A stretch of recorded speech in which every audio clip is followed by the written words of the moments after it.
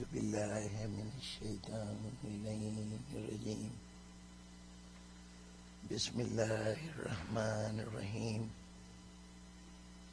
الحمد لله رب العالمين الصلاة والسلام على أشرف الأنبياء والمرسلين وعلى آله وعترته وأهل بيته الطيبين الطاهرين المعصومين صلوات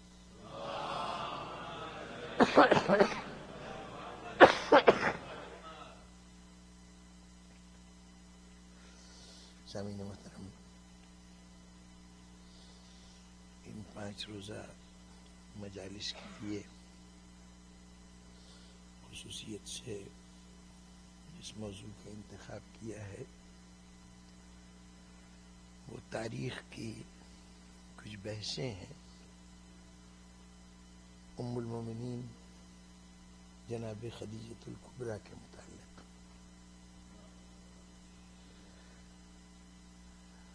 یہ ذات گرامی مسلمانوں کی طرف سے تو نظر انداز شدہ شخصیت ہے ہی، ہمارے علم میں نہیں ہے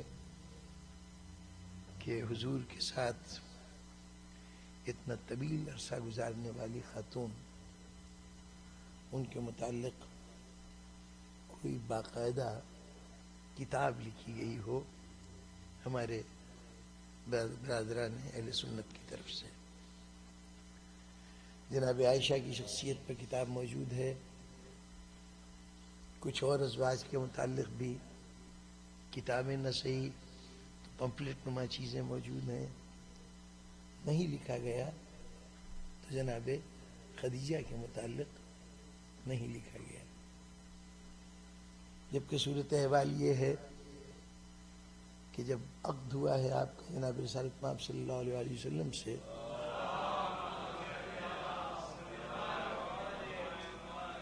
اس وقت نبی اکرم صلی اللہ علیہ وسلم کا سن مبارک 25 سال تھا، اور جب آپ کی عمر 50 سال تک پہنچی ہے تو 50ویں سال جناب خدیجہ کا انتقال ہوا۔ گویا 25 سال تک جناب خدیجہ کو شرف صحابیت رسول، زوجیت رسول حاصل ہے۔ اگر مدت حیات کے اعتبار سے دیکھا جائے تو جناب ابو طالب، جناب فاطمہ بنت اسد، جناب امیر، ان شخصیتوں کے بعد جناب رسالت مآب کی بارگاہ میں زیادہ سے زیادہ وقت گزارنے والی شخصیت اگر کوئی ہے تو وہ جناب خدیجہ ہے، اور پھر وہ بھی اس انداز سے کہ اور ازواج مدینے میں حضور کی جو زندگی کا دوسرا دور شروع ہوا، مدنی دور، تو اس میں پہلے سال تک تو حضور اسی طرح تنہا زندگی گزارتے رہے جیسے مکے میں گزر رہی تھی۔ بعد جناب وفات جناب خدیجہ 3 سال مکے میں گزارے تھے، 1 سال مدینے میں گزارا ہے کہ آپ کی کوئی شریک زندگی نہیں۔ اس کے بعد آپ کی پہلی شادی مدینے میں آ کر سودہ بنت زمعہ ایک خاتون تھیں، ان کے ساتھ حضور نے عقد فرمایا۔ سودہ بنت زمعہ کے عقد کے بعد بھی جب جنگ بدر ہو گئی تو اس کے بعد حضرت عائشہ سے عقد ہوا۔ اب حضرت عائشہ سے 2 ہجری میں عقد ہوا، اور 11ویں ہجری تک جو ابتدا 11ویں ہجری کی ابتدا تھی تو حضور کا اس میں وصال ہوا۔ گویا دوسرے لفظوں میں مشکل سے 8.5-9 سال کا عرصہ ہے، بلکہ اس سے بھی کچھ کم کا، کہ جو جناب عائشہ حضور کے ساتھ رہی ہیں۔ اور صرف یہی نہیں کہ ساتھ رہی ہیں، بلکہ جس وقت آپ زوجہ رسول ہیں تو چند ہی دنوں میں ایک ایک کر کے حضور کے ازواج کی تعداد 9 تک پہنچ گئی۔ ایک وقت میں حضور کی جو ازواج مدینے میں تھیں ان کی تعداد 9 ہے۔ ویسے مجموعی طور پر آپ نے 11 فرمائے، جس میں سے 2 بیویاں آپ کی حیات میں دنیا سے رخصت ہوئیں، ایک جناب خدیجہ اور ایک جناب زینب تھیں جو ام المساکین کہلاتی تھیں، بڑی غریب پرور خاتون تھیں، حضور کے مزاج سے بہت زیادہ قربت رکھنے والی خاتون. ان کا بھی انتقال مدینے میں حضور کی زندگی میں ہو گیا تھا. باقی 9 ازواج حضور کے ساتھ رہیں. ان 9 ازواج میں سے ایک حضرت عائشہ بھی ہیں. 9 سال کے عرصے میں یہ 9 ازواج خانہ رسول کی رونق کا باعث بنتی رہیں. حضور جو سراپا عدالت تھے، وہ اگر ان ازواج میں عدل قائم کریں، اور یقیناً ان سے بہتر عدل قائم کرنے والا کون ہے، تو گویا ہر زوجہ کے لیے ہر 9ویں دن ایک دن نکلتا ہے. گویا 9 سال میں کسی شریک زندگی کے لیے جو مدت بنتی ہے وہ زیادہ سے زیادہ 1 سال کی بنتی ہے. 1 سال قربت رسول میں رہنے والی ازواج کے اوپر تک پوری کتابیں لکھی جائیں، اور جو 25 سال بلا شرکت غیر قربت رسول میں رہے اس پر 1 سطر بھی نہ لکھی جائے.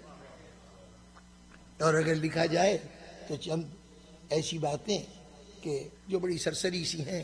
کہہ دیا گیا کہ جناب خدیجہ کی 2 شادیاں ہوئی تھیں، وہ شادیاں کن سے ہوئی تھیں، 2 نام دے دیے گئے، اس میں یہ بھی طے نہیں کہ یہ دونوں کون لوگ ہیں، ان کا پس منظر کیا ہے. یہ بھی طے نہیں کہ جن 2 کے نام لیے جا رہے ہیں اس میں پہلے کس سے شادی ہوئی، کس سے بعد میں ہوئی. دوسری بات یہ بتائی گئی کہ جناب خدیجہ بہت دولت مند تھیں، بڑی سرمایہ دار تھیں. تیسری بات یہ بتائی گئی کہ جناب خدیجہ کے ہاں بہت سی اولادیں ہوئیں. سلیمان ندوی صاحب نے کہا کہ 17 اولادیں ہوئیں، جن میں سے صرف 4 بچیں، 4 بیٹیاں تھیں، اور وہ 4 بیٹیوں کے نام انہوں نے لے لیے کہ یہ بچی ہیں، جو یہ ازواج ہیں جناب، یہ بیٹیاں ہیں جناب خدیجہ کی. یہ کل معلومات فراہم کی گئی، موٹی موٹی باتیں. اس کی تفصیلات، اس کی جزیات، یہ مورخ نے اس کی طرف توجہ نہیں دی. ابھی جو کچھ کہا گیا ہے یہ کس حد تک قابل قبول ہے، کیا صحیح ہے کیا غلط ہے، یہ انشاءاللہ اس سلسلے میں گفتگو ہوتی رہے گی، تمام پہلو سامنے آئیں گے. اس مرحلے پر ایک بات تو یہ گزارش کر دی جائے کہ جناب خدیجہ کی شخصیت کے متعلق آخر کیا ضرورت کیا ہے. کتابیں موجود ہیں، پڑھ لیا جائے اور ان سے واقعات کو جان لیا جائے. تو جناب والا یہ گزارش اس لیے کرنا بھی ضروری ہے کہ ایک تو یہ کہ ہمارے لیے فریضہ ہے کہ جن جن کا اسلام پر احسان ہے، جن جن شخصیتوں کا، ان کو یاد کرنا، ان کا تذکرہ کرنا اور ان کے احسان کا شکریہ ادا کرنا، یہ ہر اس شخص کی ذمہ داری ہے جو احسان شناس ہے. احسان فراموش ہے تو اس کی بات نہیں ہے. اگر کسی کو احسان کی پرواہ ہی نہیں، احسان فراموشی اس کی عادت ہے، تو جو دل چاہے رویہ اختیار کرے. لیکن اگر انسانیت کی رمق موجود ہے، کیونکہ انسانیت کا تقاضا ہے کہ جس نے احسان کیا ہو اس کے احسان کو یاد رکھا جائے اور اس کا تذکرہ کیا جائے. پھر دوسری سب سے بڑی بات یہ ہے کہ دنیا بھر کے مذاہب میں جو جہاں تک خواتین کا خانہ ہے وہ اکثر و بیشتر ہمیں خالی ملتا ہے. کہیں کوئی ایک آدھ خاتون کا تذکرہ کسی ایک حوالے سے ہو جاتا ہے جو کسی اعتبار سے اس وقت کے خواتین کی رہنمائی کر سکیں. ایک تو اولاً اتنی ادھوری داستان ملتی ہے ان کی زندگی کی کہ وہ پوری کسی خاتون کے تمام زندگی کے شب و روز کی رہنمائی نہیں کر سکتی. جو بنیادی شرط ہے کسی عورت کے قیادت کرنے کی، رہنمائی کرنے کی، مثال بننے کی، اس کے لیے کم سے کم اس میں یہ شرط تو ہو کہ وہ مکمل عورت ہو. کم سے کم شرط یہ ہو کہ مکمل عورت ہو. مکمل عورت کیا ہے کہ وہ جتنے مناسب اور فرائض عورت سے متعلق ہیں وہ اس کی زندگی کے اندر درپیش ہوئے ہوں. اب اگر ایک عورت کی زندگی اس وقت صحیح معنوں میں مکمل ہوتی ہے کہ پہلے کسی باپ کی بیٹی ہو، پھر کسی شوہر کی زوجہ ہو، اور پھر اس کے بعد کسی بچے کی ماں ہو. یہ 3 ادوار اگر نہیں گزرے تو وہ زندگی ادھورا تصور رکھتی ہے. یہ نہیں کہ ایسی خواتین نہیں ہیں یا کوئی ایسی بری بات ہے، نہیں، یہ تو قدرت کا فیصلہ ہے. لیکن جو عورت تمام عورتوں کے لیے نمونہ عمل بن سکتی ہے اس میں یہ 3 شرطیں ہونی ضروری ہیں: بیٹی ہونا، بیوی ہونا اور ماں ہونا. تو جہاں تک بیٹی ہونے کا تعلق ہے وہ تو کم و بیش سوائے ایک حضرت حوا کے باقی تو سبھی خواتین کسی نہ کسی کی بیٹی رہی ہیں. لیکن جو 2 شرطیں اور ہیں، بیوی ہونا اور ماں ہونا، یہ دو شرطیں ایسی ہیں کہ بڑی حیرت ہوتی ہے کہ ایک تو دنیا کے مذاہب میں قابل ذکر عورتیں ہیں ہی نہیں، مثالی عورتیں نہیں ہیں، لیکن اگر کچھ مثالی عورتیں ہیں بھی تو کوئی ایسی ہے، بڑا مقام ہے، بڑی شان ہے، سیدۃ النساء العالمین ہے اپنے زمانے میں، خواتین زمانہ کی وہ سید و سردار ہے۔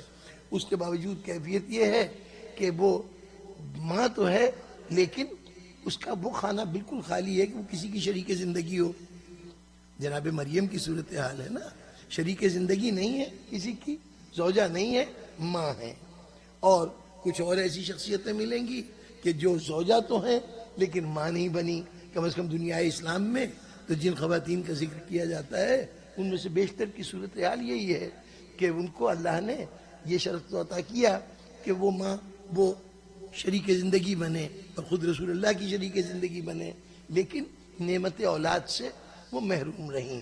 تو چنانچہ ان خواتین کے لیے نمونہ عمل نہیں بن سکتی کہ جو ماں بننے والی ہیں یا ماں ہیں، ان کے واسطے وہ چاہیے کہ ماں بھی ہو اور بیٹی بھی ہو۔ اس حوالے سے جب ہم دیکھتے ہیں تو ہمیں دامن اسلام دنیا کے تمام مذاہب کے مقابلے میں کہیں زیادہ آباد ملتا ہے، اور آباد بھی اس حوالے سے ملتا ہے کہ اور جگہ ایک خاتون ایسی مکمل نہیں ملتی، ہمارے یہاں ایک نہیں متعدد خواتین ایسی موجود ہیں۔ اور پھر یہ سرمایہ افتخار ہے ہمارے اس مسلک کا کہ یہ عجیب بات ہے کہ جتنی مثالی عورتیں ہو سکتی ہیں دامن اسلام میں، وہ سب کی سب اس مسلک کی ممدوح ہیں کہ جس سے ہمارا تعلق ہے۔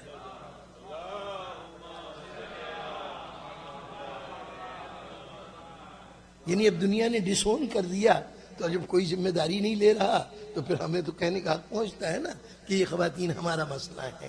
جناب خدیجہ ہوں، جناب سیدہ ہوں، جناب زینب ہوں، یہ سب اس شرائط پہ پوری اتر رہی ہیں جو خواتین کے لیے مثالی صورتحال ہے۔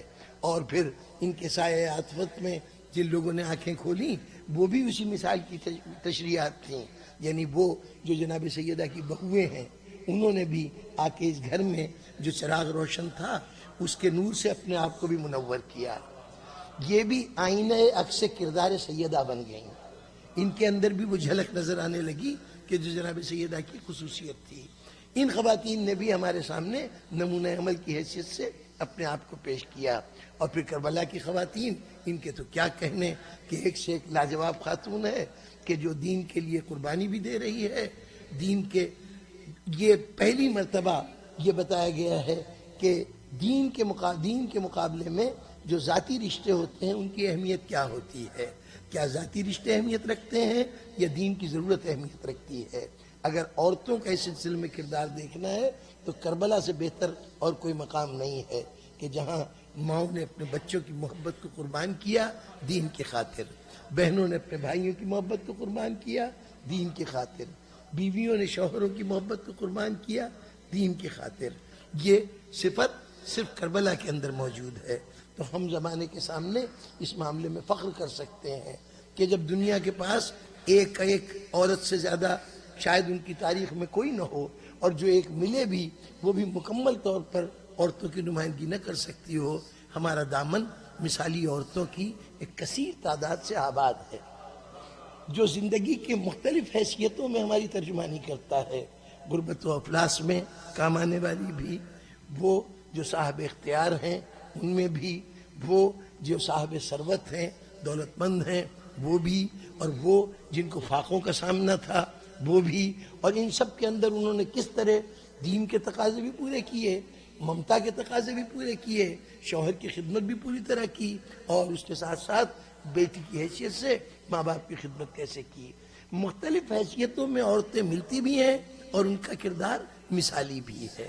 تو یہ فخر ہمارا ہے، اس لیے کیوں نہ ہم اپنے اس فخر کا تذکرہ کریں اور جب کبھی موقع ملے ان ہستیوں کا تعارف کراتے رہیں اپنے حافظے میں بھی ان کو زندہ رکھنے کے لیے۔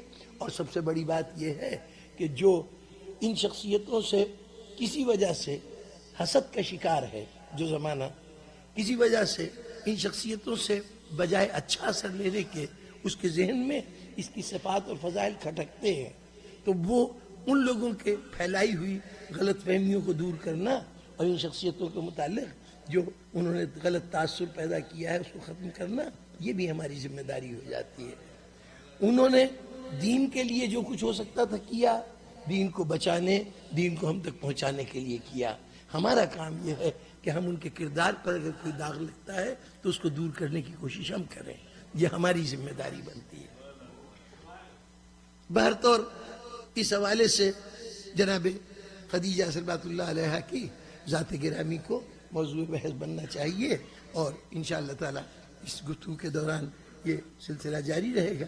5 مجلسوں میں جہاں تک ہو سکا احاطہ کیا جائے گا، تاریخی بحثیں بھی، آپ کے عقائد اور دین کے متعلق بھی، آپ کی جو نگاہ رسالت میں حیثیت ہے یا قرآن کی نگاہ میں جو مقام ہے وہ بھی کوشش کروں گا کہ ایک گفتگو ان تمام حوالوں سے آپ حضرات کی گوش گزار کر دی جائے۔ آج تمہید کے مرحلوں پر تو مجھے صرف اتنی توجہ دلانی ہے کہ یہ ذرا موضوع تھوڑا سا نازک ہے۔ نازک اس لیے ہے کہ یہاں پر ہم امہات المومنین کے متعلق ایک ام المومنین کی بات کریں گے، تو ظاہر ہے جب کبھی بات ہوتی ہے تو کبھی نہ کبھی موازنہ مقابلہ بھی ہو جاتا ہے۔ اس عہدے یا اس حیثیت میں جو دوسرے لوگ ہوتے ہیں وہ بھی زیر بحث آ جاتے ہیں، اور جبکہ ان کی ذات کو بہت سے لوگوں نے موضوع بحث بنایا بھی اپنے مقابلے کے لیے، یہ کہا بھی ان میں یہ خامی تھی اور مجھ میں یہ خوبی ہے۔ تو جب ایسے واقعات ہوں تو وہاں ظاہر ہے کہ ہمیں جناب خدیجہ کے ساتھ ساتھ کچھ اور امہات المومنین کا بھی ضمنی طور پر صحیح لیکن تذکرہ آ سکتا ہے زبان پر۔ اس مرحلے پر ایک گزارش مجھے ابتدا میں کر دینی چاہیے۔ آج کل ایک بڑا اصلاح کا زور چلا ہے کہ جس میں اب یہ بھی ہونے لگا ہے کہ جناب کسی برے کو برا نہ کہا جائے، کسی کے متعلق ناروا بات نہ کہی جائے، ناروا بات ہرگز نہ کہی جائے۔ جو بات روا نہیں ہے، جائز نہیں ہے، وہ کسی سے منسوب نہ کی جائے۔ کسی کے متعلق کوئی عیب جو اس کی ذات میں پایا جاتا ہے اس کا ہم تذکرہ نہ کریں، بشرطے کہ وہ عیب صرف اس کی ذات سے تعلق رکھتا ہو۔ ہمارا تو مسلک اور ہمارا قاعدہ یہ ہے کہ ہم تو میت سامنے ہوتی ہے تو ہم اس کے سامنے کہہ رہے ہوتے ہیں اللہ سے کہ پروردگارا ہم اس کے کسی عیب سے واقف ہی نہیں ہیں، ہم تو سوائے خیر کے اس کے لیے اور کچھ جانتے ہی نہیں۔ یہ اقرار ہی اس لیے ہے کہ دیکھو جو دنیا سے چلا گیا ہے اس کا آئندہ اب یہ سوچ لینا کہ تم نے بھرے مجمع میں اعتراف کیا ہے کہ تم اس کی کسی برائی سے واقف نہیں ہو۔ اب یہ نہ ہو کہ جب موقع ملے تو اس مرنے والی کی برائیوں کا تذکرہ شروع کر دو، نہیں، اس اقرار کا مطلب ہے اس کی برائیوں کا تذکرہ نہ کرو۔ ہمارا پوری ملت اسلامیہ کے متعلق یہی عقیدہ ہے کہ برائی کا تذکرہ مرنے کے بعد کرنے کی ضرورت نہیں ہے، لیکن جہاں کوئی شخصیت اس حوالے سے ہمارے سامنے آئے کہ یہ دین فراہم کرنے کا ذریعہ ہے، ہم تک دین پہنچانے کا ذریعہ ہے، دین اس سے ملے گا، تو جب دین ملنے کی بات آتی ہے تب پھر ہمارے لیے ضروری ہو جاتا ہے کہ ہم یہ دیکھیں کہ دین دینے والا کس حد تک سچا ہے، کس حد تک دیانتدار ہے، کس حد تک امانت دار ہے۔ اس لیے کہ اللہ کے رسول نے ابھی دین دینا شروع نہیں کیا، ابھی پہلی منزل ہے جب وہ دین دینے کے لیے دنیا میں آیا ہے۔ تو پہلے خطاب میں کیا کہا؟ خطاب میں یہی کہا کہ اگر میں تم سے کہوں کہ اس پہاڑ کے پیچھے ایک دشمن ہے جو تم پہ حملہ کرنے والا ہے تو بتاؤ تمہارا رد عمل کیا ہوگا؟ لوگوں نے کہا کہ ہم اس بات پہ یقین کریں گے، اس لیے کہ آپ سے تو کبھی ہم نے جھوٹ سنا ہی نہیں، جب بھی سنا ہے سچ سنا ہے۔ تو جب رسول اپنے ماضی کی عادتوں کو جب دین پہنچانے کا مسئلہ ہو تو پہلے کہتا ہے میرے کردار کو پرکھو، اس کے بعد مجھ سے دین لینا۔ جو شرط اللہ کا نبی اپنے لیے رکھ رہا ہے کہ پہلے میری سچائی کو پرکھو، میری دیانت کو پرکھو، میری امانت داری کو پرکھو، اس کے بعد مجھ سے اللہ کا پیغام لینا۔ تو جب اللہ کے رسول کے لیے شرط ہے تو پھر ہم عام لوگوں سے دین لیتے ہوئے کیوں نہ پوچھیں کہ ان کا ماضی کیا ہے؟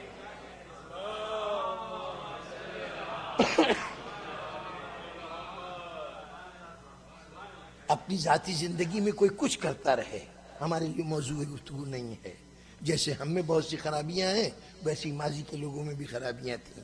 ایک تو یہ کہ آپ ماضی کے اوپر تو عظمتوں کا تاج رکھ دیں، ان کو تقدس کے قلعے کے اندر قید کر دیں، رضی اللہ کی دیوار کھینچ کے لوگوں کی نگاہوں سے چھپا لیں، اور اس کے بعد یہ چاہیں کہ ان کی عزت و احترام بھی ہو۔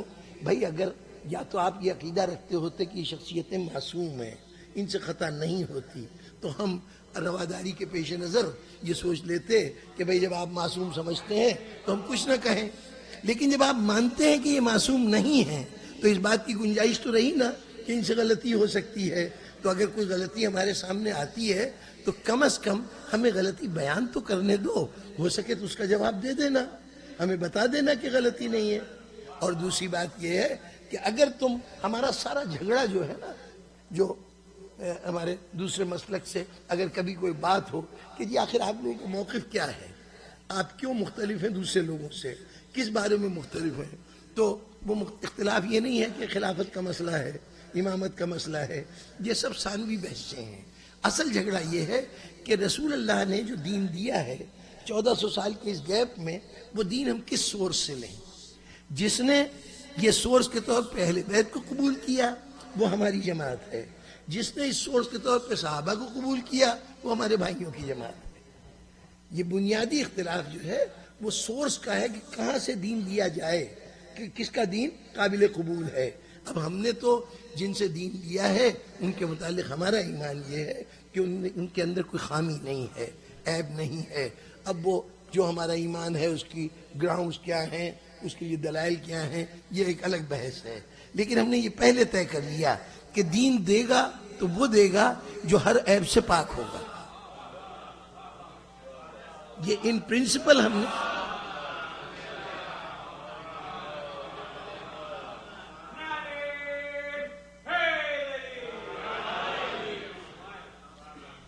اب کوئی چاہے کتنی بحث کرے کہ جن کو ہم معصوم کہتے ہیں وہ معصوم تھے یا نہیں تھے، یہ تو ایک الگ بحث ہے نا کہ فیکچول پوزیشن کیا تھی. لیکن as a principle, as a ایک اصول کے طور پر ہم نے پہلے یہ تسلیم کیا کہ دین وہ دے گا جو معصوم ہوگا. اب یہ ہم نے کیوں کہا؟ اس لیے کہ رسول نے پہلے دن کہا تھا کہ جب تک صداقت قابل اعتماد نہ ہو تو نبی سے بھی دین نہ لینا. اپنی صداقت کو دلیل کے طور پہ پیش کرنا نا، یہ بہت بڑی بات ہے کہ نبی آ کے اپنے کردار کو پیش کرے اور کہے پہلے اس کردار کو مانو پھر مجھ سے دین لینا. تو جب کردار اتنا ضروری ہے تو جناب والا جس کو بھی آپ دین کا سورس بتائیں گے ہم سب سے پہلے اس کے کردار پہ گفتگو کریں گے. اور جب کردار پہ گفتگو کریں گے تو ہمیں ان کے ذاتیات سے کوئی دلچسپی نہیں، ان کے شب و روز کیسے گزرتے تھے، کیا کھاتے تھے، کیا پیتے تھے، اس سے کوئی بحث نہیں ہے. لیکن کم از کم دین کے متعلق ان کا رویہ کیا تھا، دین کو اپنے سینے میں محفوظ رکھنے کی کتنی صلاحیت وہ رکھتے تھے، دین کو سمجھنے کے لیے جس عقل و خرد کی ضرورت ہے وہ کتنی ان کے اندر موجود تھی، دین کو دوسروں تک منتقل کرنے کے لیے جس دیانتداری کی ضرورت تھی وہ کس حد تک ذاتی اغراض سے پاک تھی. کہیں ایسا تو نہیں کہ منتقل کرتے ہوئے اپنی غرضیں بیچ میں آ جائیں اور پھر کچھ پہنچانے کے بجائے کچھ اور پہنچا دیا جائے. یہ سب چیزیں دیکھنا ہماری ذمہ داری ہے. چنانچہ ہم ان کرداروں کو دیکھتے ہیں، اور جب یہ معاملہ ازواج رسول کا ہو تو وہاں بھی اس حوالے سے ہمیں دیکھنا ہے کہ جسے نمونہ عمل بننا ہے، جو ہماری رہنمائی کے لیے ہوگا، وہ کردار کیسا ہونا چاہیے. کم از کم ہم ہر ایک کے کردار کو پرکھیں گے ضرور، اور اگر کردار میں واضح طور پر ایسی باتیں نظر آئیں کہ جو منشاء خدا و رسول کے خلاف ہوں تو وہاں پر یقیناً ہمارا طرز عمل ان کے لیے دین کے لینے کی حد تک بالکل ناقابل قبول ہوگا. آج آپ کہہ دیجئے کہ جن لوگوں کا آپ تذکرہ کرتے ہیں وہ اپنے زمانے کے بادشاہ تھے، حکمران تھے، سلطنت چلا رہے تھے، اچھے ایڈمنسٹریٹر تھے، بڑی فتوحات کی، بالکل قبول، ہمیں کوئی اعتراض نہیں. اس لیے کہ فتوحات سکندر نے بھی کی ہیں، ہینیبال نے بھی کی ہیں، نیپولین بھی کچھ عرصے تک فتوحات کرتا رہا. فتوحات کرنے سے ہم نے کسی کو رضی اللہ نہیں کہا، کسی فتوحات کرنے والے کو رضی اللہ نہیں کہا.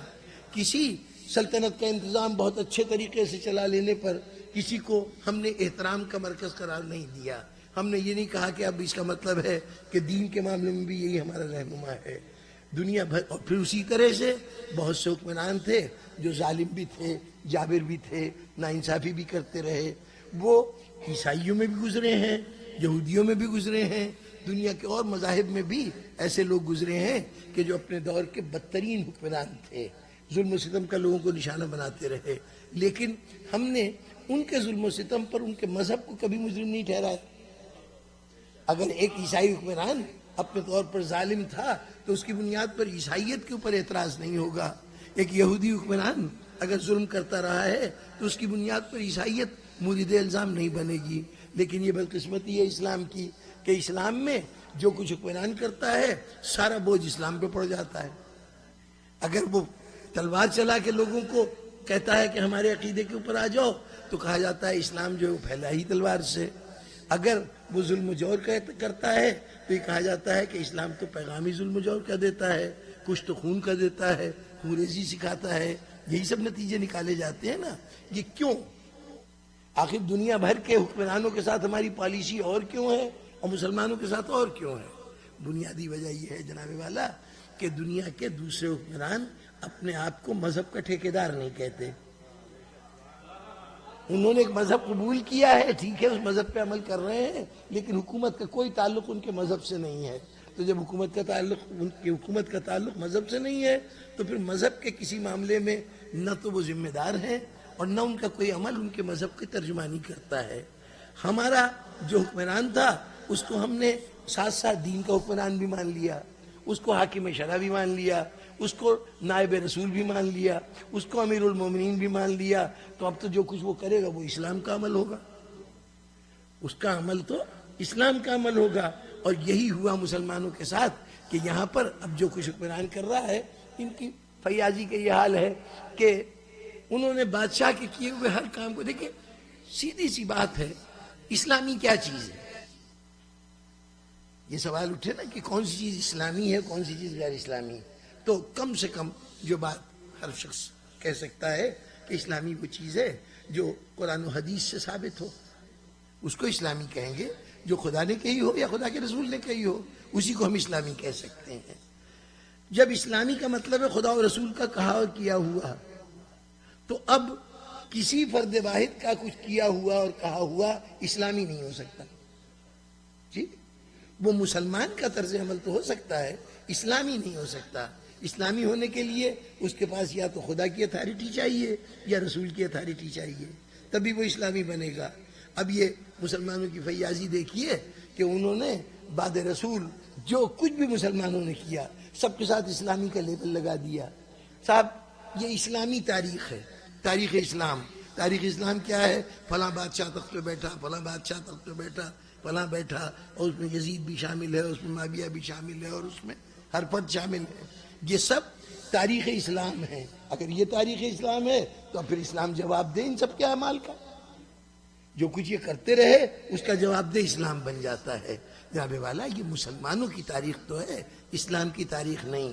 اچھا صرف تاریخ تک نہیں رہی بات, اب جو چیز ہے انہوں نے کہا صاحب مسلمانوں کا فن تعمیر, انسائکلوپیڈیا ہمارے یہاں پنجاب یونیورسٹی نے ایک بہت اہتمام سے بڑا تفصیلی انسائکلوپیڈیا لکھا, اسلامی انسائکلوپیڈیا دائرۃ المعارف کے نام سے. اس میں انہوں نے فنون کے اعتبار سے, اب چونکہ اسلامی تھا نا معاملہ, تو اب اسلامی فنون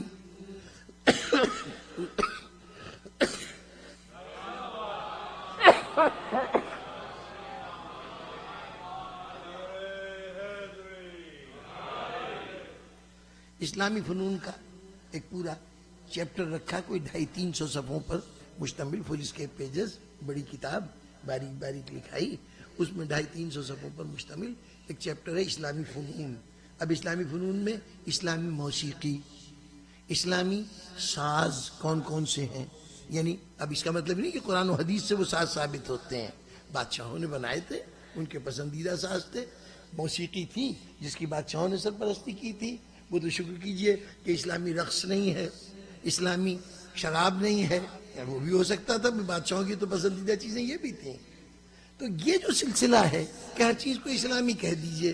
جب آپ اسلامی کہیں گے تو پھر آج شکایت نہ کیجئے کہ اگر کوئی مسلمان ملک اپنی جگہ ایٹمی ترقی میں 2 قدم آگے بڑھاتا ہے اور ایٹم بم بنانے لگتا ہے, تب آپ کو شکایت ہے کہ جناب عیسائیوں نے بنایا تھا تو اس کو عیسائی بم نہیں کہا گیا, جو یہودیوں نے بنایا, اسرائیل نے بنایا, اس کو یہودی بم نہیں کہا گیا, ہم نے جو ایک بم بنا لیا تو آپ کہہ رہے ہیں کہ اسلامی بم ہے.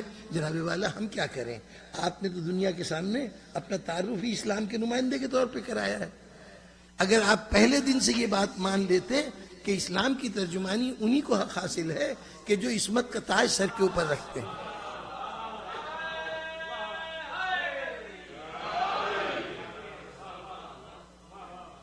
تو چونکہ غلطی آپ نے شروع سے کی ہے اس کا بھگتان بھگتیے. اب جو کچھ آپ کریں گے وہ اسلامی ہو جائے گا اور اب زمانے کو جواب دیتے پھریے. بادشاہوں نے تو اپنے عیب چھپانے کے لیے یہ اسلام کا لبادہ اڑا تھا کہ اپنی ساری برائیاں اسلام کی جھولی میں ڈال دو اور جتنے فائدے ہیں وہ خود اٹھا لو. فتوحات اپنے حصے میں رکھیں، اسلام کا تلوار سے پھیلنا اسلام کے کھاتے میں پڑ گیا. مال غنیمت خود لوٹتے رہے اور اسلام کے ذمہ داری ہو گئی کہ جناب یہ تو اس کے بنائے ہوئے قانون ہیں کہ جب ملک فتح ہوگا تو وہاں کی مال و دولت بھی سمیٹ لی جائے گی. فائدہ خود اٹھاتے رہے، اسلام سے بدنام ہوتا رہا. اس موقع پر ضرورت ہے کہ ان ہستیوں، ان شخصیتوں کا تذکرہ کیا جائے جو حقیقی اسلام کے ترجمان ہیں، جن کے لیے ہم کہہ سکیں کہ یہ اسلامی شخصیتیں ہیں، یہ اسلام کی نمائندہ شخصیتیں ہیں. اور جب اس حوالے سے ہم دیکھتے ہیں تو جناب خدیجہ صلوات اللہ علیہا اس فہرست میں سر فہرست نظر آتی ہیں.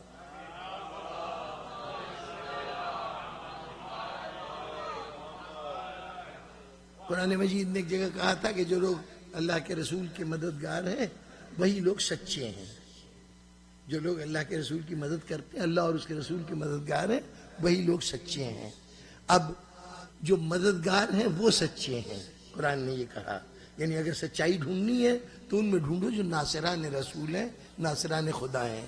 اب یہ ناصران جو ہیں، یہ ناصران، ذرا ایک بات پیش نظر رہے، نصرت کی ضرورت کب ہوتی ہے، مدد کی ضرورت کب کسی کو پیش آتی ہے؟ مدد کی ضرورت اس وقت پیش آتی ہے جب یا تو اس کی جان و مال کو خطرہ ہو اور اس وقت اس کو دفاع کی ضرورت ہو، تب کسی مددگار کی مدد کی ضرورت ہے. یا وہ اپنا کوئی نصب العین رکھتا ہے، اس نصب العین کو اچیو کرنا چاہتا ہے، کوئی ٹارگیٹ ہے اس کا، کوئی زندگی کا اس کا پلان ہے، اس کو اچیو کرنا چاہتا ہے.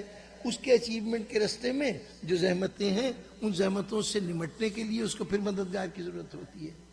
تو یا تو اپنے مقاصد حیات کو حاصل کرنے کے لیے اس کو مدد کی ضرورت ہے، اور یا زندگی اور زندگی کے جو لوازمات ہیں ان کی حفاظت کے لیے مدد کی ضرورت ہے. یہ دونوں مددیں اس وقت درکار ہوں گی جب ایک طرف اپنے مقصد حیات کو اچیو کرنے کے راستے میں رکاوٹیں کھڑی ہو رہی ہوں اور دوسری طرف زندگی کے لیے خطرات وابستہ ہوں، تبھی ان دونوں کی ضرورت پیش آئے گی. اب کیفیت یہ ہے کہ حضور مکے میں رہے جب تک آپ نے اعلان رسالت نہیں کیا تھا، جان کا خطرہ اس وقت بھی تھا. بہت سے واقعات ہمیں ملتے ہیں کہ اس سے پتہ چلتا ہے کہ جان کا خطرہ حضور کو اس وقت بھی تھا جب ابھی اعلان رسالت نہیں کیا تھا. وہ جو بحیرہ نامی راہب کا واقعہ آپ حضرات نے سنا ہے کہ حضور صلی اللہ علیہ وسلم کو لے کر حضرت ابو طالب شام کی طرف جا رہے تھے، تو جب ایک دیر کے پاس، ایک راہب کے قیام گاہ کے پاس سے گزرے تو وہ راہب کبھی قافلے گزرتے رہتے تو اس نے کبھی توجہ بھی نہیں دی تھی. یہ قافلہ جو جا کے ٹھہرا اس کے دیر کے نیچے، اس کے عبادت خانے کے نیچے، تو اچانک اس کی طرف سے ایک آدمی پہنچا کہ جناب وہ جو راہب ہے یہاں کا، بڑا بزرگ آدمی ہے، اس نے آپ سب کو بلایا ہے. اب یہ پیغام ان سب کے لیے بڑا حیران کن تھا. بارہا یہ قافلے شام جایا کرتے تھے، راستے میں یہ دیر پڑتا تھا، کبھی اس نے توجہ نہیں دی تھی. اس کی شہرت بہت زیادہ تھی کہ بہت کم لوگوں سے ملتا ہے، بڑا زاہد و عابد انسان ہے اور بڑا، جس کو ہم کہتے ہیں نا، پہنچا ہوا بزرگ ہے. تو یہ مشہور تھا کہ بڑا پہنچا ہوا، بڑا خدا رسیدہ انسان ہے. چنانچہ اب جب بلایا تو اب اور تو جو دل چاہے سمجھے ہوں، لیکن میں سمجھتا ہوں کہ ابو طالب سمجھ گئے کہ دال میں ضرور کچھ نہ کچھ کالا کالا ہے. یعنی کالا کالا کیا ہے؟ جناب ابو طالب کے ذمے اللہ کی طرف سے کچھ راز ہیں جن رازوں کو اس وقت تک راز میں رکھنا ہے جب تک اس کے انکشاف کا وقت نہ آ جائے. اب یہ کئی واقعات چھوٹے چھوٹے ان کی زندگی کے موجود ہیں کہ جس میں اچانک کوئی ایسا آ گیا کہ جو اس راز کی تہ تک پہنچ رہا ہوتا تھا. تو حضرت ابو طالب پوری کوشش کرتے تھے کہ یہ اس کے منہ سے بات نکلنے نہ پائے اور یہ معاملہ یہیں پہ ختم ہو جائے. ایک مرتبہ حضور کو لیے ہوئے کہیں سے گزر رہے تھے مکے کے اندر، تو مکے میں ایک کاہن آیا تھا. یہ کاہن فارچون ٹیلر کہہ لیجئے، وہ لوگ کے جو یہ بتاتے تھے کہ آئندہ دن کیسے گزریں گے، وقت کیسا گزرے گا. اس قسم کا ایک طبقہ تھا جو اس زمانے میں بڑی شہرت رکھتا تھا. تو وہ بیٹھا ہوا، لوگ اپنے اپنے بچے لے کے آ رہے ہیں، ذرا اس کی قسمت کا حال تو بتائیے، یہ کچھ بنے گا بھی یا اسی طرح ناکارہ رہے گا؟ ہر شخص سوال پوچھ رہا ہے۔ اتنے میں اس کی نظر پڑی کہ پیچھے ایک بچہ کھڑا ہوا ہے۔ اب اس نے بچے کے ساتھ بزرگ تو نہیں دیکھا، بس یہ دیکھا کہ بچہ کھڑا ہوا ہے۔ پتہ نہیں اس بچے کے چہرے پہ کیا نظر آیا، اس نے کہا ذرا اس بچے کو تو بلاؤ۔ بس جیسے ہی اس نے اشارہ کیا کہ بچے کو بلاؤ، حضرت ابو طالب نے اس بچے کا ہاتھ پکڑا اور خاموشی سے وہاں سے ہٹ گئے۔ اب وہ کہتا رہا کہ اس بچے کو بلاؤ، وہ بچہ ہو تو آئے۔ لوگ پلٹ کے دیکھ رہے ہیں، کسی کو احساس بھی نہیں کہ کون تھا پیچھے اور کون چلا گیا۔ بات تو حضرت ابو طالب وہاں سے لے کے چلے گئے۔ یہ کیا مسئلہ تھا؟ یہ مسئلہ صرف یہ تھا کہ حضرت ابو طالب کو اپنی ذمہ داری کا احساس ہے۔ جب تک راز قدرت منکشف ہونے کا وقت نہ آئے، ابو طالب اس راز کو فاش نہیں ہونے دیتے۔ یہ محافظ راز رسالت ہیں۔ اب رسول کی تو صورتحال یہ ہے کہ اس کے راز کو فاش نہ کیا جائے۔ جو لوگ رازدان تھے وہ تو راز چھپا رہے تھے، لیکن جناب والا یہ معاملہ ذرا پیچیدہ سا ہے۔ رسول ہے، زمانے کی رہنمائی کے لیے آ رہا ہے، اور کوئی آج رسول نہیں بنا ہے، آنے سے پہلے رسول ہے، آنے سے پہلے نبی ہے۔ ابھی مصلحت خداوندی ہے کہ یہ اس کی حقیقت کو بھی ظاہر نہ کیا جائے۔ ابھی یہ ان ذوات میں سے ہے کہ جو مختلف اور ناموں کے ذریعے سے پردے میں ہیں، اس پردہ غیبت سے بھی باہر نہیں آئے۔ یعنی پردہ غیبت اس اعتبار سے کہ شخصیت ابھی باہر متعارف نہیں کرائی گئی کہ یہ کون سی ذمہ داری ادا کرنے آئے ہیں۔ ابھی ان کی نبوت کا اعلان نہیں ہے، لیکن یہ جو رازدار ہیں وہ تو اس راز کو سنبھال لیں گے۔ اب فرض کیجئے کہ اب آج کل تو یہ فیشن نہیں رہا، ایک زمانے میں سنا کرتے ہیں، پرانی قصے کہانیوں میں ملتا ہے کہ بادشاہ عوام کا بھیس بدل کے عوام میں آ جایا کرتا تھا، یہ دیکھنے کے لیے کہ لوگوں کا کیا حال ہے، کیا کیفیت ہے، ان کے حالات معلوم کرنے کے لیے۔ اب بادشاہ بھیس بدل کے عوام میں آ گیا ہے، یہاں پر کوئی اس کو نہیں پہچانتا کہ یہ بادشاہ ہے، تو کوئی گستاخانہ لہجے میں بات کر لے گا، کوئی بدتمیزی کا مظاہرہ کر دے گا، کوئی نظر انداز کر دے گا، اس کے لیے یہ بادشاہ نہیں ہے۔ لیکن اتفاق سے وہاں پر بادشاہ کے دربار کے کوئی آدمی موجود ہو، جو بادشاہ کو وہاں دربار میں دیکھ چکا ہے، وہ اچھی طرح پہچانتا ہو، تو اب یہ تو جانتا ہے کہ بادشاہ یہ نہیں چاہتا کہ اس وقت ظاہر ہو کہ یہ بادشاہ ہے، بھیس میں ہے نا، تو نہیں چاہتا کہ مجھے جانا جائے۔ لیکن ذرا انصاف سے بتائیے کہ یہ جاننے کے باوجود کہ بادشاہ کا راز فاش نہیں کرنا ہے، کیا اس کا رویہ دوسرے لوگوں کی طرح ویسے ہی ہوگا کہ بادشاہ کی شان میں گستاخی ہو جائے، بادشاہ سے بے ادبی سے بات کرے؟ نہیں، اس کے لہجے میں خود بخود احترام کا عنصر آ جائے گا، طرز عمل سے پتہ چلے گا کہ یہ اس کو بہت اہمیت دے رہا ہے، کوئی غیر معمولی بات ہے۔ یعنی لاج چھپانے کی کوشش کرے، یہ اس کے طرز عمل سے بات ظاہر ہو جائے گی۔ اب ابو طالب پردہ ڈالتے رہیں، دنیا کی نگاہوں سے چھپاتے رہیں کہ ابھی خدا کے رسول کی رسالت کے اعلان کا وقت نہیں ہے، لیکن اب آسمان کے بادلوں کو کون سمجھائے کہ تم سایہ نہ کرو، چلتی ہواؤں سے کون سمجھائے کہ گرد کو بلند نہ ہونے دو، درختوں سے کون کہے کہ جھک کے تعظیم نہ کرو؟ یہ تو سب سلام کر رہے ہیں نا، اس لیے کہ شان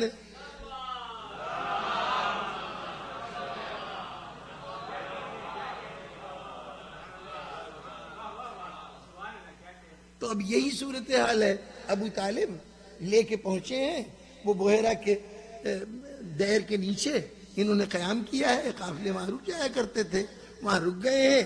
اب اس دوران میں نہ معلوم کون کون سی علامتیں ظاہر ہوئیں کہ جن کو عوام کی نگاہوں میں تو کوئی اہمیت نہیں تھی، لیکن وہ صاحب نظر بیٹھا ہوا تھا، وہ دیکھ رہا تھا، اسے یہ علامتیں دیکھ کے کچھ حیرت ہوئی۔ اس نے کہا کہ ذرا اس قافلے کو تو بلاؤ۔ جیسے ہی یہ پیغام پہنچا، ابو طالب سمجھ گئے کہ یہ پیغام بلا وجہ نہیں ہو سکتا، اب اس کا کبھی تعلق نہیں رہا، ہزاروں لوگ آتے جاتے ہیں، کبھی آج تک اس نے بلایا نہیں ہے، یہ آج ہماری جو کھانے کی دعوت ہو رہی ہے اس کا کوئی تو سبب ہوگا۔ چنانچہ اب سب کو ساتھ لیا، لے کے چلے گئے، رسول کو وہیں چھوڑ گئے، ذات رسالت کو وہیں چھوڑ گئے۔ اب جب ان کو چھوڑ گئے تو وہاں جب پہنچے، اب وہ ایک ایک کو دیکھ رہا ہے، لوگ داخل ہو رہے ہیں، بحیرہ راستے میں کھڑا ہوا ایک ایک کا استقبال کر رہا ہے، سر سے پیر تک دیکھتا ہے، بسم اللہ تشریف رکھیے تشریف رکھیے، بٹھاتا جا رہا ہے۔ سب آ گئے، اب سب آ گئے تو اب یہ صورت یہ تھی کہ برات آ گئی، یہ دولہا نہیں آئے۔ اب وہ حیران ہو کے پوچھ رہا ہے کہ کیا تم سب آ گئے؟ ان کہا ہاں ہم سب آ گئے۔ کہا کوئی اور نہیں باقی بچا. تو وہ کسی نے کہا کہ وہ ایک لڑکا تھا, اسے اپنے سامان کی حفاظت کے لیے چھوڑ دیا ہے. کہا یہ تم کون سے دانش مندی کی بات کر رہے ہو؟ یعنی لڑکے کے وہ سامان کی حفاظت کے لیے کسی جوان صحت مند توانا کو چھوڑا جاتا ہے, بچوں کو تو نہیں چھوڑا جاتا. بلاؤ اس بچے کو. اب کیا کریں, ابو طالب مجبور ہو گئے, کیونکہ اب رازدار سے راز کو چھپانا بڑا مشکل کام ہے, جو اچھی طرح سمجھتا ہے. چنانچہ بلا لیا. حضرت پیغمبر صلی اللہ علیہ وسلم تشریف لائے. اب اس نے اسی طرح سے دیکھا, اور اب جو دیکھ کے اچانک اس کو کچھ چیزیں ایسی نظر آئیں کہ بے ساختہ اس نے خواہش ظاہر کی کہ آپ زحمت کریں گے, ذرا سے اپنے شانے سے کپڑا تو ہٹا دیجئے. آپ نے کپڑا ہٹایا, وہاں اس نے کچھ نشانات دیکھے جس پہ جھک کے بوسہ لیا کہ یہ مہر نبوت ہے. اور اب مخاطب ہوا حضرت ابو طالب سے, تمہارا اس سے کیا رشتہ ہے؟ انہوں نے کہا میرا بیٹا ہے. انہوں نے کہا نہیں, بیٹا تو نہیں ہو سکتا, یہ تو وہ اس کا تو باپ کا تو انتقال ہو چکا ہونا چاہیے. اب کیا کریں ابو طالب؟ کہا ہاں باپ کا انتقال ہو چکا ہے, میں اس کا چچا ہوں. اچھا تم اس کے چچا ہو, تو اس کو لے کے کہاں جا رہے ہو؟ کہا شام لے کے جا رہا ہوں. کہا سنو, اس کو شام نہ لے جاؤ, شام میں اس کا انتظار بہت سے لوگ کر رہے ہیں, جو اگر ان کو خبر ہو گئی کہ یہ شام میں آیا ہے تو اس کو قتل کر دیں گے. اور وہ قتل کرنے والے ایسے ہیں کہ آج بھی میرے اس دیر میں, میرے اس عبادت خانے میں ایک گروہ آیا ہوا ہے جس کو یہ اطلاع ملی ہے کہ یہاں سے زمانے کا آخری رسول گزرنے والا ہے, تو اس کے قتل کے لیے وہ آج یہاں پہ جمع ہیں. اگر انہیں پتہ چل گیا کہ اس جماعت میں وہ رسول موجود ہے تو پھر وہ اس کے لیے بچنا محال ہوگا. اس لیے آپ فوراً اس کو لے کے واپس مکے چلے جائیے, شام نہ جائیے. اب جو کچھ بھی زحمتیں ہوں کہ پورا پروگرام بنا کے گھر سے نکلے ہیں, تجارت کے لیے جا رہے ہیں, ابو طالب نے سب کچھ چھوڑا, رسول کو لے کے واپس آ گئے مکے کی طرف. یہ عمل بتا رہا ہے کہ قتل رسول کا اہتمام تو اس وقت بھی موجود ہے. جی یہ واقعات ہیں, اور وہ واقعات آپ نے پھیلتی جائے گی بات.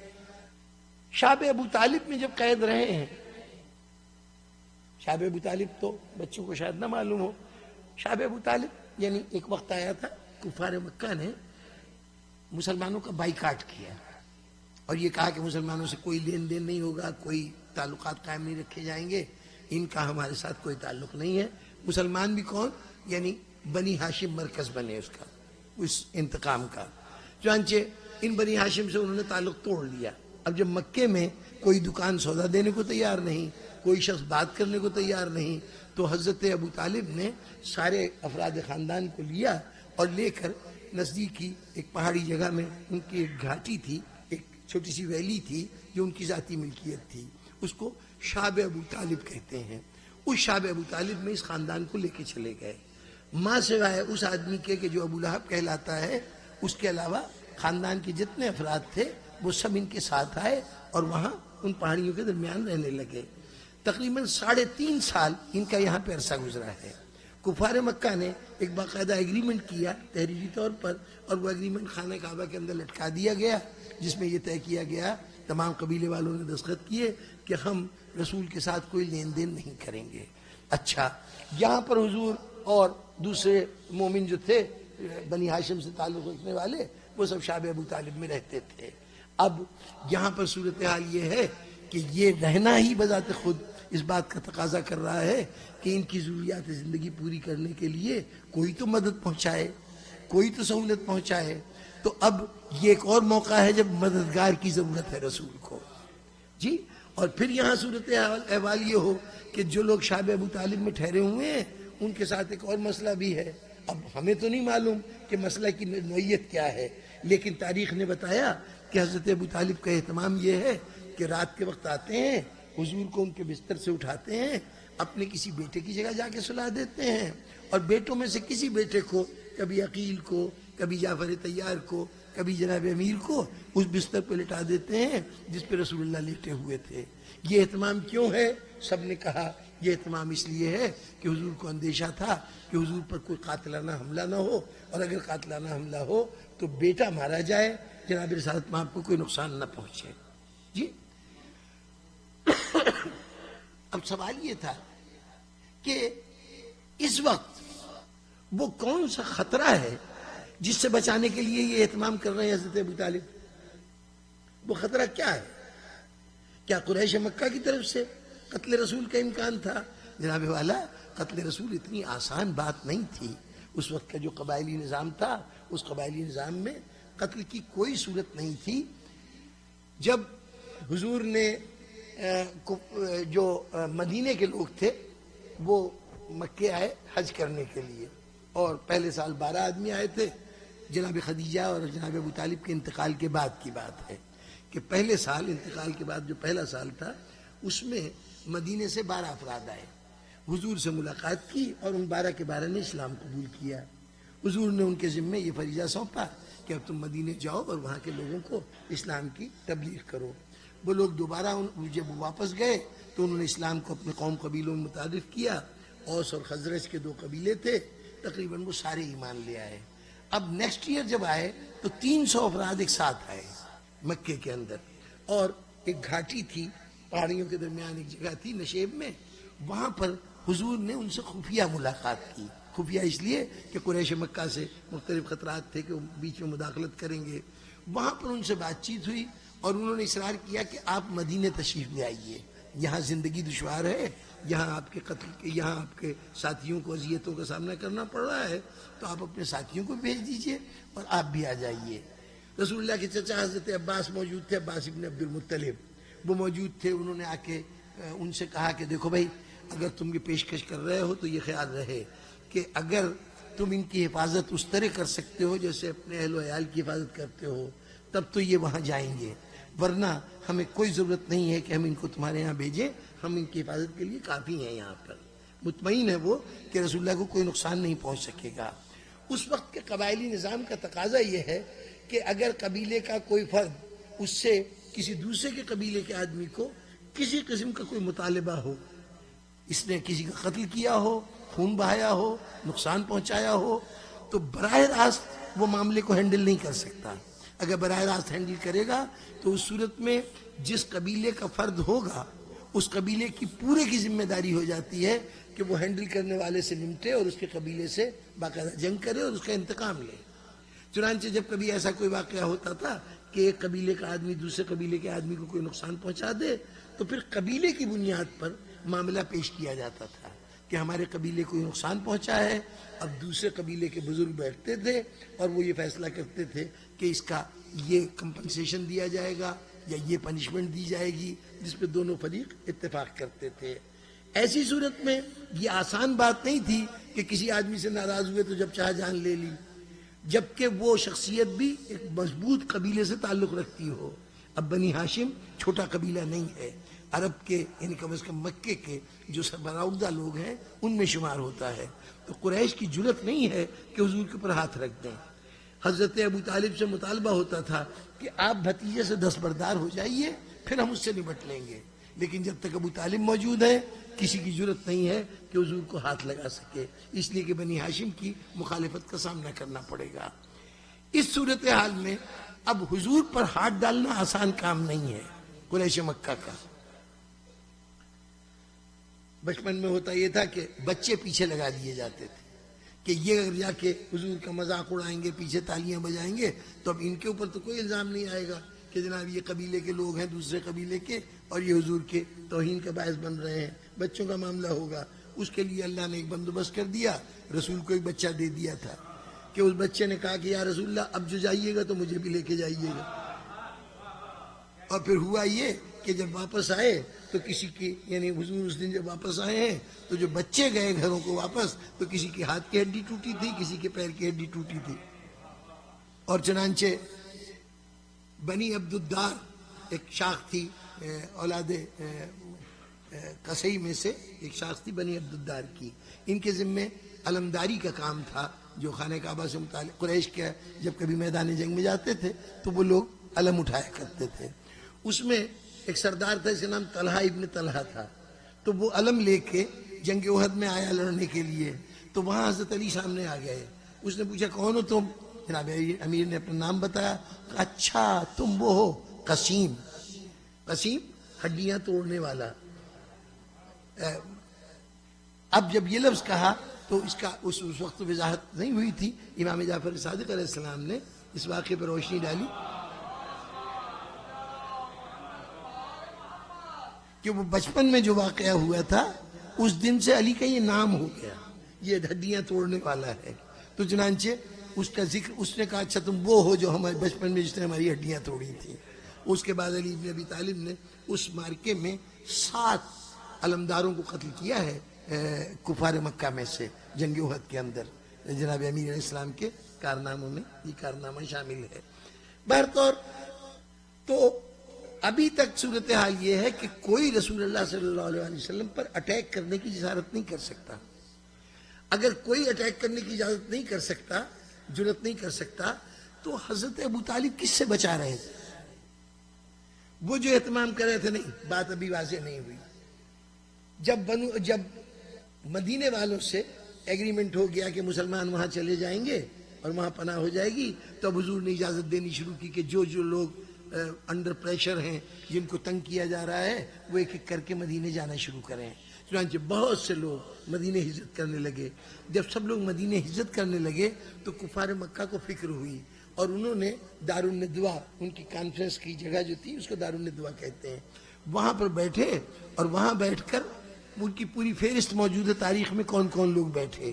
وہ تقریباً قریش مکہ کے جتنے بڑے بڑے لوگ تھے وہ سب اس میں شامل ہیں. بنو امیہ کے بھی لوگ ہیں اور اس میں جو بنو خزاعہ بھی ہیں، بنو مخزوم بھی ہیں، جو قریش کی اور شاخیں تھیں، ان سب کے لوگ بیٹھے اس کے اندر. اور وہاں یہ ہونے لگا کہ اب ہم کریں کیا؟ یہ مسلمان تو ایک ایک کر کے جا رہے ہیں، کل کو رسول اللہ بھی چلے جائیں گے. اگر یہ چلے جائیں گے تو پھر ہمارے لیے مشکل ہو جائے گا، ان کے اوپر ہم ہاتھ نہیں ڈال سکیں گے، اور پھر تو اسلام بالکل کھلے میدان میں ہوگا، پوری طرح سے ترقی کرے گا. تو ہم کیا کریں؟ جی یہ سوچ رہے ہیں بیٹھ کے. بہت سی ترکیبیں اپنی اپنی عقل کے مطابق لوگوں نے رائے دی. کسی نے کہا یوں کرتے ہیں رسول اللہ کو قید کر لیتے ہیں. انہوں نے کہا بالکل فضول سی بات ہے، کیسے ہم قید کر لیں گے؟ اور اس سے پہلے شعب ابو طالب میں پورے بنی ہاشم کو ہم قید کر کے دیکھ چکے ہیں، تب کون سا کام رک گیا ان کا؟ تو ان کا کام اس سے نہیں رکے گا. تو اس وقت ابو جہل نے ایک تجویز دی تھی، اور وہ تجویز یہ تھی کہ یوں کرتے ہیں کہ اگر ہم میں سے کوئی ایک آدمی رسول اللہ پہ ہاتھ اٹھائے گا تو اس کو تو بنی ہاشم سے لڑنا پڑے گا اور اس کا قبیلہ ان کا مقابلہ نہیں کر سکے گا. تو یوں کرتے ہیں کہ مکے کے جتنے گھر ہیں، جتنے قبیلے ہیں، وہ سب اپنا ایک ایک جوان دیں، اور وہ جوان مل کر ایک ساتھ رسول اللہ پہ اٹیک کریں، اور اس طرح رسول اللہ مارے جائیں گے. تو اس صورت میں ہاشمی جو ہیں ان میں یہ گنجائش نہیں ہوگی کہ تمام قریش مکہ سے ایک ساتھ لڑائی لڑیں. تو اس صورت میں بہت ہوگا تو ہم کچھ دیت، کوئی کمپنسیشن دے کے قتل رسول کی اور ان معاملے کو رفع دفع کر دیں گے. یہ تجویز قبول ہوئی. اب یہ سوچئے کہ یہ تجویز کب دی جا رہی ہے؟ جب ہجرت کا موقع آ رہا ہے.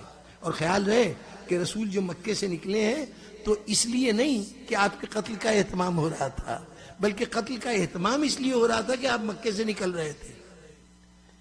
ہجرت آپ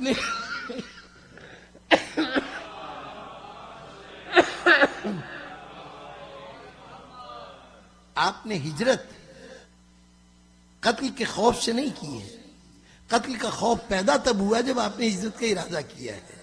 یعنی کفار چاہتے ہیں کہ ہمارے ہاتھ سے نہ نکل جائیں، ورنہ اس سے پہلے کسی نے قتل کے نہیں سوچا کفار مکہ میں سے، نہ وہ قتل کرنے کی جسارت کر سکتے تھے حضور کو اس وقت. تو پھر سوال یہ ہے کہ آخر وہ بحیرہ کس خطرے کی اطلاع دے رہا تھا؟ یہ جو واقعہ ہوا کہ شعب ابو طالب میں حضرت ابو طالب ان کی حفاظت کے لیے روزانہ شخصیتوں کو بدل رہے ہیں، بستر تبدیل کر رہے ہیں، یہ کون سا خطرہ تھا؟ اب وہ خطرہ کون سا ہے؟ غور کرتے رہیے آپ لوگ. یہ خطرہ مختصر لفظوں میں وہی خطرہ ہے جو حضرت ابراہیم کی ولادت سے پہلے ان کے اس قوم کو تھا کہ جس کو نمرود جن کے ایک ایک فرد کو قتل کر رہا تھا. یہ خطرہ وہی ہے جو فرعون کو درپیش تھا. یوں سمجھیے کہ وہ جو دشمن اول انسان کا تھا، جو عدو مبین ہے انسان کا، کھلا دشمن شیطان، اس کے لیے اس رسول کا آنا سب سے بڑا سانحہ ہے اس کی زندگی کا. جس مقصد سے وہ آیا ہے کہ دنیا کے اندر وہ رسالت کے پیغام کو پروان نہ چڑھنے دے اور انسان کو ہدایت نہ پانے دے، اس کے لیے آخری رسول کا آنا گویا موت کی خبر آنے کے برابر تھا. چنانچہ یہ شیطان کا اہتمام ہے کہ رسول دنیا میں نہ آنے پائے. یہ اور بات ہے کہ وہ کامیاب نہیں ہو سکتا تھا، خدا سے ٹکر لے رہا تھا، کہاں کامیاب ہوتا. لیکن یہ وہ خطرہ ہے، قریش کا خطرہ نہیں ہے، قریش کا خطرہ نہیں ہے. اب یہ خطرہ بتا رہا ہے کہ اس وقت رسول کے نصرت کی ضرورت ہے. جی یہ تو ہوا جس میں رسول کی نصرت کا معاملہ.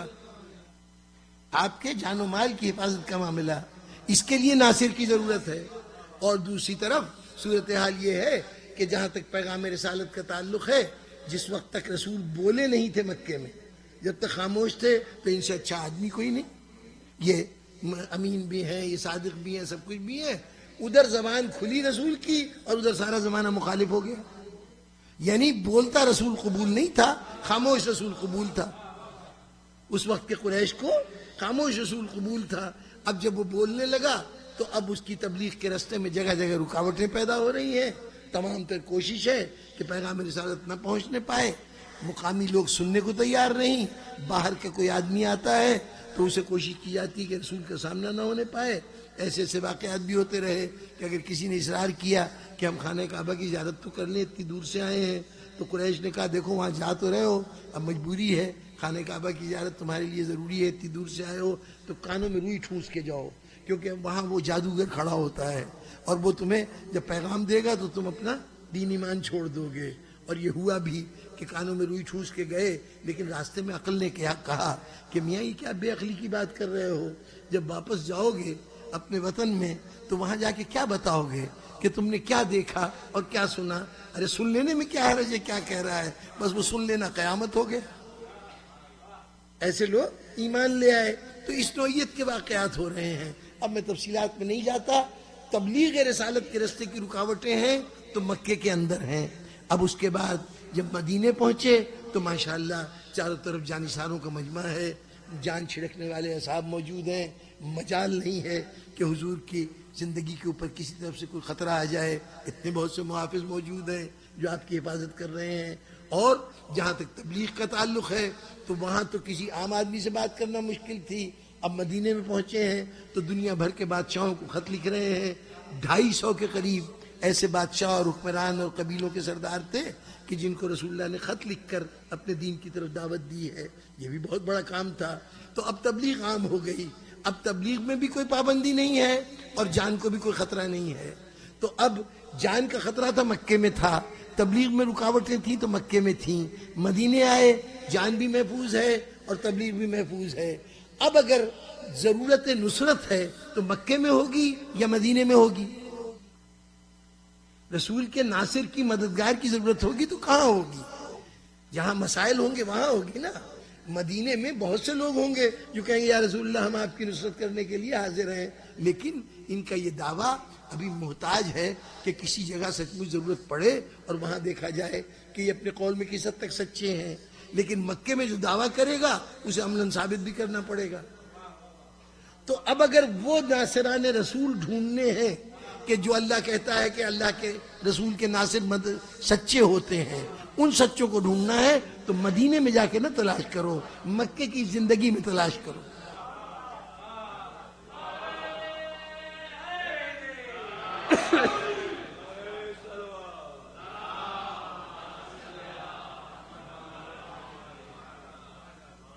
تو اب اسلام کے وہ محسن کہ جن کا احسان حقیقی معنوں میں اسلام پہ احسان ہے، رسول کے وہ مددگار جن کی مدد سالڈ مدد تھی رسول کی، ان سب کو ڈھونڈنا ہے. تو اس کے لیے شہر مکہ کے واقعات کو سامنے رکھنا ہے. وہیں پر آپ کو وہ مددگار ملیں گے، وہیں پہ اسلام پہ احسان کرنے والے ملیں گے. اور انہی کے اندر وہ ذات بھی شامل ہے جس کا نام خدیجۃ الکبریٰ ہے. بس آمین محترم، یہاں تک پہنچ کے اب بس آج کی آپ کی زحمتیں ختم کروں. اب اس وقت ربط وغیرہ دینے کا اہتمام کرنا میرے لیے ذرا سے مشکل ہو رہا ہے، کیونکہ مسلسل بول بول کے اب تو حالت خاصی غیر ہو رہی ہے. یہ تیسری تقریر ہے اور ان تقریروں میں سے کم از کم ابھی درمیان کی جو تقریر تھی وہ ایک بہت بڑے امتحان سے گزرنا تھا. جلوس کے مجمع سے خطاب کرنا اور کسی پرسکون بیٹھے ہوئے مطمئن مجمع سے خطاب کرنے میں زمین آسمان کا فرق ہوتا ہے. تو ناتوانیوں کے اس عالم میں وہاں پر خطاب کر کے آنے کے بعد اب پھر یہ ذمہ داری ادا کرنی تھی. تو اس لیے اب اس وقت میرا دل چاہ رہا ہے کہ میں اس گھرانے سے فیض یاب ہونے والی ایک شخصیت کا ذکر کروں. میں نے اس کیا تھا نا کہ کردار جناب سیدہ کا چراغ ایسا تھا کہ جس نے اس طرح سے روشنیاں پھیلائی ہیں کہ جدھر جدھر یہ کرنیں گئی ہیں وہ چہرے منور ہو گئے. وہ چاہے فضہ کا سیاہ چہرہ کیوں نہ ہو، یہاں آیا تو چاندی بن کے چمکنے لگا. یہ ان کا کرم تھا. لیکن اس وقت فضہ کا بھی ذکر نہیں. ایک اور بیوی کا تذکرہ ہے، بڑی دور سے آئی تھی، عجم سے اس گھرانے تک پہنچی تھی. عجم میں کہاں؟ ایران سے. جب جناب شہر بانو آئی ہیں نا تو یہ شہزادی تھیں، تو شہزادیوں کے ساتھ ان کی ذاتی عملے کے طور پر کہہ لیجئے کچھ ذاتی کنیزیں بھی یہاں پر آئی تھیں. ان میں سے جناب شہر بانو کا 2 شہزادیاں ساتھ آئی تھیں، جناب شہر بانو اور جناب گیہان بانو. جناب امیر علیہ السلام نے جناب شہر بانو کا عقد امام حسین علیہ السلام کے ساتھ کیا، اور گیہان بانو کا عقد جو تھا وہ حضرت ابوبکر کے صاحبزادے محمد ابن ابی بکر کے ساتھ کیا. یہ محمد ابن ابی بکر بھی ہمارے لیے بڑے محترم شخصیت ہیں. جناب امیر علیہ السلام ان کو اپنا بیٹا کہا کرتے تھے، اس پائے کی شخصیت ہیں. بہرطور ان کے ساتھ گیہان بانو کا عقد ہوا. یہ جو جناب شہر بانو تشریف لائی ہیں امام حسین السلام کے گھر میں، تو ان کے ساتھ ان کے ذاتی عملے کے طور پر 1-2 کنیزیں بھی آئیں جو ان کے ساتھ آئی تھیں. ان کنیزوں میں کنیز کا نام تھا شیریں. وہ جب اس گھر میں آئی تو اس نے بھی ظاہر ہے کہ یہاں تو ایمان کی وہ فراوانی تھی کہ جو خالی جھولی لے کے آئے، کفر کی دنیا سے آئے، ایمان کی نعمت سے مالا مال ہو جاتا ہے. چنانچہ نعمت ایمان مل گئی، اب اس گھر میں رہنے لگی. چند دن گھر میں رہ کر یہ احساس ہوا کہ اس گھر سے تو بہتر جگہ ہی کوئی نہیں. وہی فضا والا تاثر کہ یہ تو دنیا کے اندر جنت ہے یہ گھر، یہ احساس ان لوگوں میں پیدا ہونے لگا جو باہر سے آئے تھے. یہ شیریں اس احساس کے ساتھ اس گھر میں رہ رہی ہے. ہوتے ہوتے ایک وقت آیا کہ ایک شخص جس کا نام عزیر تھا، وہ عزیر حلب کا رہنے والا تھا. وہ آیا بارگاہ امامت میں، اور آیا تھا مسلک عیسائی تھا. وہ آیا، اس نے کہا کہ مولا میں اسلام کی فضیلتوں سے واقف ہوا ہوں، دل چاہتا ہے کہ ایمان لے آؤں، اور میرے نزدیک آپ ہی کی ذات ہے جو میری رہنمائی کر سکتی ہے، تو مجھے اسلام کی دولت سے مالا مال فرمائیے. حسین کے دست مبارک پر اس نے اسلام قبول کیا عزیر نے، اور اب کچھ دن کے لیے مولا کی خدمت میں حاضر رہا. اس کے بعد ایک دن اس نے ارادہ کیا کہ وطن واپس جائے. تو اس وقت امام حسین نے پوچھا کہ دیکھو تم وطن تو جا رہے ہو، یہ بتاؤ کہ تم یہ اسلام قبول کرنے کے بعد جب اپنے عزیزوں میں جاؤ گے تو کیا تمہارے عزیز جو ہیں وہ تمہارے شریک زندگی کا بندوبست کر دیں گے، تمہاری شادی اپنے قوم قبیلے میں کر دیں گے؟ اس نے کہا کہ مولا ابھی تو میں گیا نہیں ہوں، مجھے نہیں معلوم، لیکن امید نہیں ہے کہ وہ میرے ساتھ کوئی اچھا سلوک کریں گے. میں نے جو مذہب چھوڑا ہے تو یقیناً ایک اناد، ایک دشمنی ان کے اندر پائی جائے گی. تو امام نے کہا کہ اچھا کوئی بات نہیں، ذرا انتظار کرو.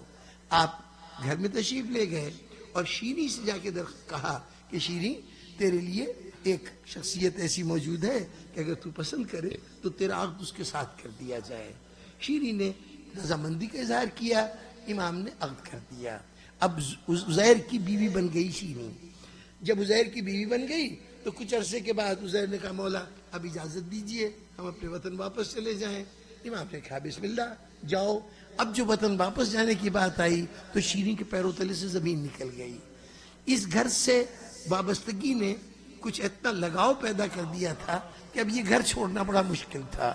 لیکن اس گھر کی تربیت یافتہ تھی، جانتی تھی کہ شوہر کے حقوق کیا ہیں، اب بیوی کے فرائض کیا ہیں، ان سے بھی واقف تھی. چنانچہ اب نہ تو انکار کر سکتی ہے شوہر کو، نہ گھر چھوڑنے پہ آمادہ ہے. پھر کیا کرے؟ خدمت امام میں آئی، مولا آپ کا حکم ہے، میں ضرور جاؤں گی، اپنے شوہر کے ساتھ ہی میں زندگی کے دن گزاروں گی، لیکن مولا اگر اجازت دیں تو چھوٹا منہ بڑی بات ہے، کہیے تو ایک چھوٹی سی خواہش ہے. کہا مولا نے پوچھا کیا بات ہے شیریں؟ کہا مولا وعدہ کیجئے کہ آپ کبھی ہمارے گھر مہمان آئیں گے، آپ کبھی مہمان آئیں گے. بس امین محترم اگر کسی کی، امام نے جیسے ہی سنا کہا اچھا شیریں ہم آئیں گے، ہم تمہارے گھر آئیں گے. اب یہ جو جملہ سنا نا تو اب یہ ایک بڑی فطری سی بات ہے کہ اگر کسی کی کوئی آرزو اچانک پوری ہو جائے، خلاف توقع، بغیر زحمت کے پوری ہو جائے تو تمنائیں بڑھنا شروع ہو جاتی ہیں. اب دل چاہتا ہے کہ کیا اچھا وقت ہے، ہم کیوں نہ کچھ اور بھی مانگ لیں. چنانچہ اب جو یہ تمنا بغیر ہچکچاہٹ کے پوری ہو گئی تو اب اس کے بعد کچھ دیر سوچتی رہی، سر جھکا کے بڑے ادب سے کہا مولا میرے منہ سے لفظ نہیں نکلتے، ہمت نہیں پڑتی، کیا ایسا ہو سکتا ہے کہ جب کبھی آپ تشریف لائیں تو اپنے ساتھ شہزادیوں کو بھی لائیں؟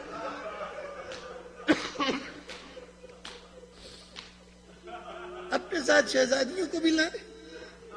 سامعین محترم، پہلا جملہ جب سنا تھا تب تو حسین نے بے ساختہ کہہ دیا تھا کہ ہاں شیریں ہم تمہارے گھر آئیں گے، لیکن اب جو دوسرا جملہ سامنے آیا تو اب امام نے سر جھکا لیا اور غالباً آنکھوں میں نمی بھی آ گئی ہوگی.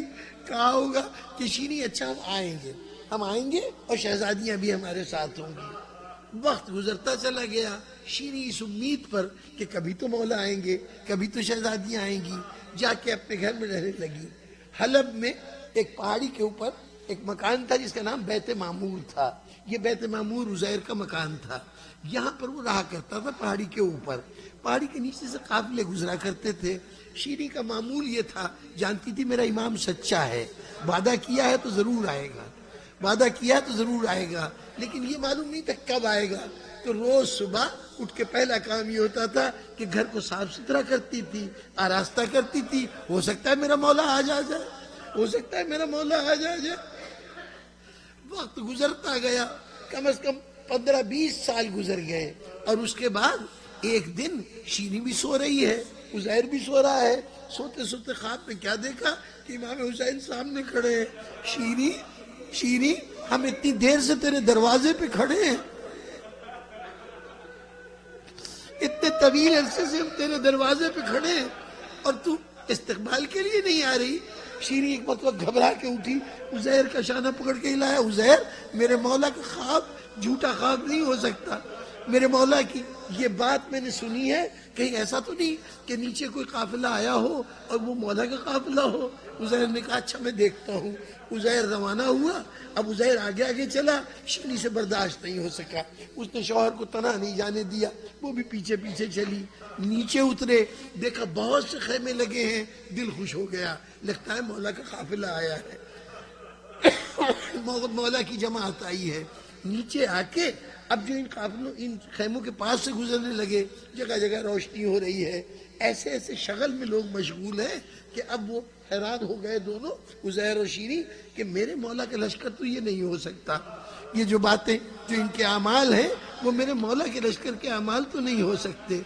اب الجھن ہوئی کہ خواب بھی سچا ہوگا، مولا کا خواب جھوٹا نہیں ہو سکتا، اور یہ کم از کم حسین کا لشکر نہیں ہے. پوچھا کس کا لشکر ہے؟ معلوم ہے یزید کا لشکر ہے. چپ ہو گئے، مایوس ہو گئے. پھر کچھ خیال آیا، کسی سے پوچھا بھائیو یہ بتاؤ کہ تمہارے لشکر کے ساتھ کوئی اور بھی ہے؟ کوئی اور بھی ہے؟ کہا کچھ قیدی ہیں ہمارے ساتھ. قیدی ہیں؟ اچھا کہاں کے قیدی ہیں؟ ہاں مدینے کے کہتے ہیں، مدینے والے ہیں. مدینے والے ہیں. دل خوش ہو گیا، یقین ہو گیا کہ ان کو ضرور مولا کی کوئی خبر ہوگی، مولا انہی سے ملنے کا مشورہ دے رہے ہیں. چنانچہ گئی. اب جا کے کیا دیکھا کہ سب تو اپنے خیموں میں آرام کر رہے تھے. یہ کھلے آسمان کے نیچے چند بیبیاں سروں کو زانوں پہ رکھے ہوئے بیٹھی ہوئی. جا کے بیچ میں کھڑی ہو گئی. اب ہمت نہیں پڑ رہی کسی بیوی کو مخاطب کرے. اتنے میں ایک بیوی نے سر دعا بھری، سر اٹھایا تھا کہ ایک مرتبہ یہ آگے بڑھی، بی بی میں نے سنا تم مدینے والی ہو. ہم مدینے سے تعلق رکھتے ہیں. بی بی یہ بتاؤ میرے مولا حسین کا نام جانتی ہو؟ سننے والی نے سر سے پیر تک دیکھا. شیریں ہم نے وعدہ کیا تھا نا تیرے گھر آئیں گے، میرا مولا حسین بھی آیا ہے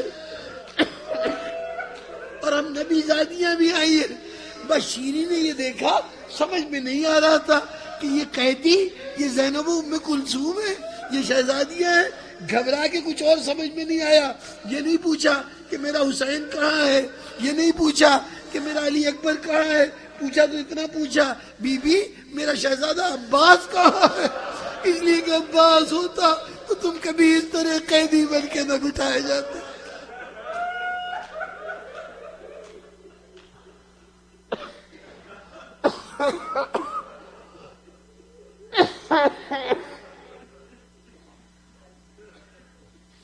یا اللہ اس تذکرے کو قبول فرما، گناہان صغیرہ و کبیرہ کو معاف فرما، صراط مستقیم پر ثبات قدم عطا فرما، حاضرین کی تمام حاجتوں کو پورا فرما.